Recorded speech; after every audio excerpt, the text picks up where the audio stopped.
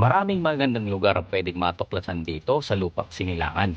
Ako pala si Jose Sian, ang iyong travel guide, kaya't samahan ninyo ako tuklasin ang mga kayamanan ng Pilipinas. Mula sa mga dalampasigan at isla, kabundukan, mga makasaysayang lugar, at masubukan ang mga masasarap na pagkain. Baka ito na ang iyong next travel adventure, kaya tara na, samahan ninyo ako at magbiyahe na tayo. Tayo ng Resto Caluarga sa Alfonso, Cavite. So, biyahe tayo. According kay Google Maps, 2 hours and 17 minutes ang biyahe. And kasama natin ang ating wife, or ang ating magandang asawa. Ipapakita ko sa'yo, parang nakita ko kasi yun, parang Bali feels eh. So, pictures pa lang, napakaganda na. Kahit di pa tayo nakapunta ng Bali, Indonesia, ganun daw yung feels doon. Santa Rosa na tayo guys, unti na lang, Tagaytay na. Yan. Tingnan natin kung gaano kalamig. Kasi alam ko sa Baguio napakalamig eh. Tingnan natin ang weather dito sa Tagaytay. Paano kaya tayo mag-swimming mamaya? No? Lamig eh. Kasama natin doon si Master Larry Official Vlogs and the Why We Ride PH. Thank you at nasama mo kami. So tropa, dito na tayo. Tagaytay na oh.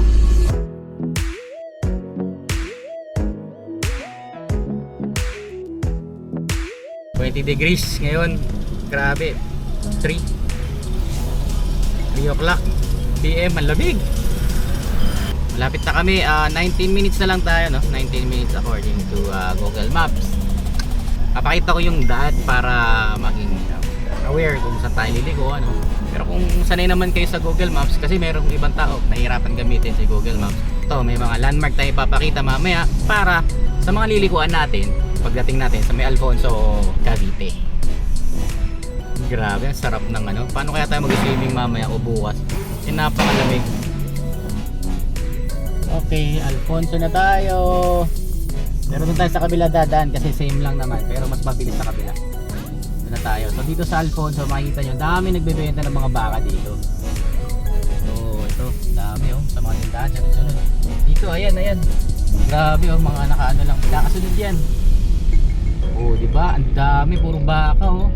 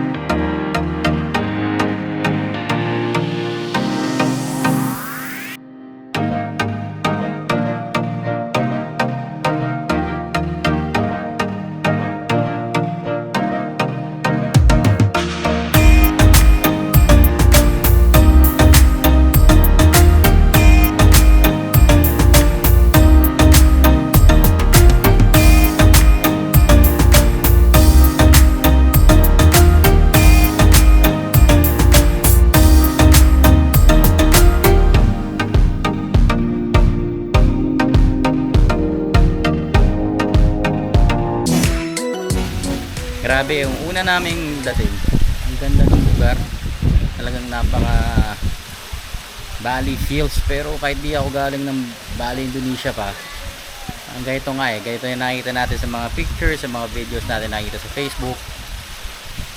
Ganda, grabe. Andito pala kami sa taas oh. Di pa kami nakakababa sa baba.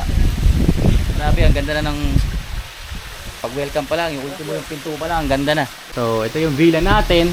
Ang pangalan ng room natin is Tiga.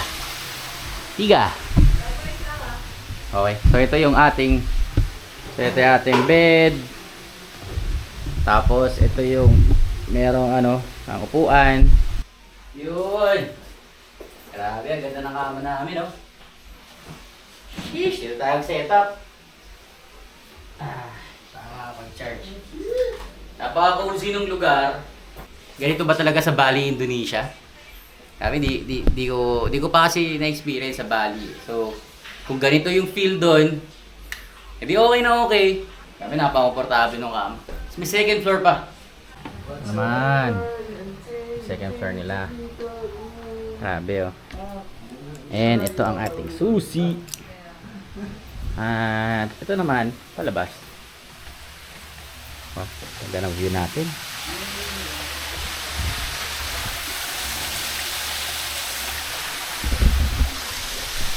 Kahit saan pumunta, Instagram worthy, Bali Hills. Maganda, maganda. Sobrang ganda. Kasi yung tunog ng falls, ayan yung falls eh. Tunog ng falls, bago matulog, maririnig mo. Unless kung papatay na nila yan. Diba? Nandun yung falls. So, mukhang malalim dito sa parte natin. Sisiya nila guys. Wala natin. Yun. Grabe yung ano, may sariling ilaw. Ito. Mataba daw tayo pag ganyan. I-click mo to para pumayat. Diba? Nice. May hot and cold shower naman. So, wala problema. Wala problema maligo.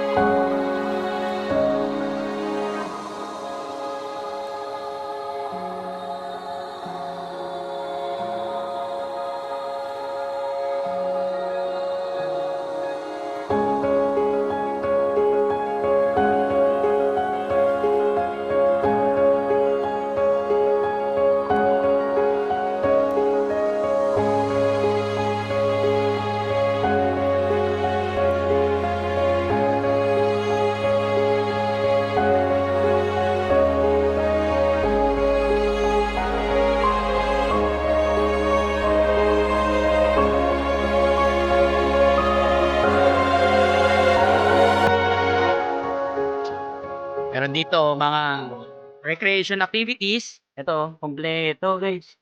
May tuwan-tuwa mga kids dito. Grabe. Tapos meron din sila. Alam ko ito yung ganon-ganon. Siguro ngayon, mahirapan kami mag-swimming kasi napakalamig ng tubig. Hindi naman siya heated pool. Pero pagdating ng summer, grabe, patok at babagay na to talaga. Sarap dito mag-swim. Kahit siguro gabi, dahil summer na yon, siguro mainit na yon. So, makapag-swimming talaga ng maayos. And maraming sa pala kay Wifi Ride and Master Larry kasi nakasama kami dito at napakaganda ng lugar. Promise. Sobrang. Dito sa ano yan, Alfonso, Cavite. Katabing-katabi lang ng Tagaytay. Meron sila ditong 6 na cabin. Ganda.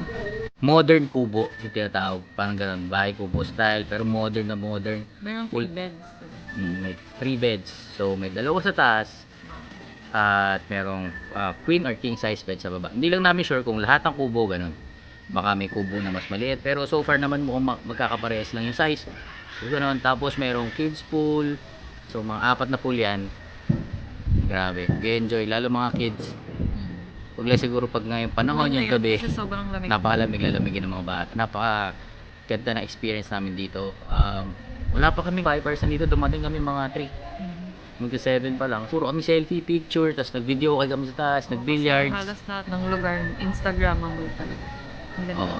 Ang hindi pa namin napupuntahan, yung bonfire area. Mamaya explore natin. Kain lang tayo. Tapos explore natin naman doon. Para mapakita rin namin sa inyo kung ano yung tsura doon. Try muna natin yung food. Yes.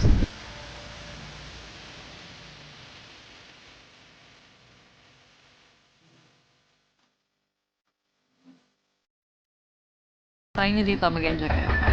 Family, friends, kasama. Magandang ma-visit niyo po dito. Dahil ang family, mag-enjoy po ang buong pamilya.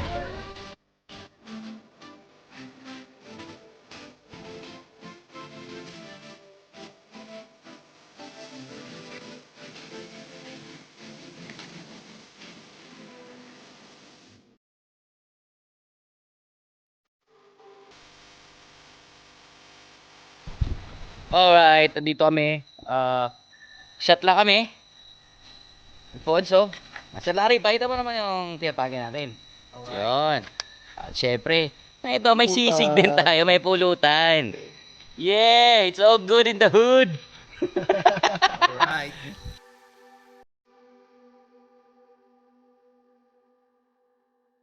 Morning.